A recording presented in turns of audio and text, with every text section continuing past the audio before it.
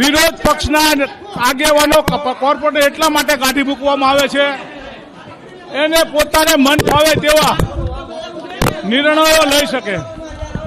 આ નિર્ણયો લેવા એ ભાજપની હકીકતમાં કાયમ કમજોરી હોય છે. ભાજપના આકાઓએ કરોડો રૂપિયા લઈ લીધા હોય, એટલે અહીંયા એના પેદાઓને કહે છે કે વિરોધ પક્ષને બોલવા ન દો. વિરોધ પક્ષને અવાજ દબાવવામાં આવે છે, કારણ કે એમને કૌભાંડ કરવા છે.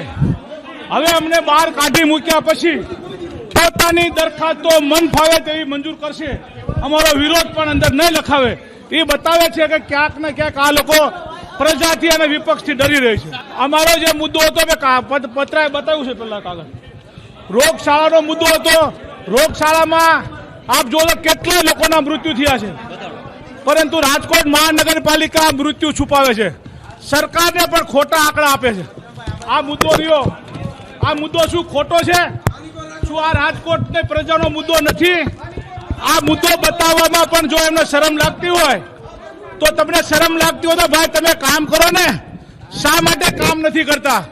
તમે લોકોના કામ કરો, કૌભાંડ કરોમાં, કરોડો રૂપિયા ખાઈ જાઓમાં, લોકોના પરસેવાની પૈસાની કમાણીના પૈસા જે ખાવા ન જોઈએ.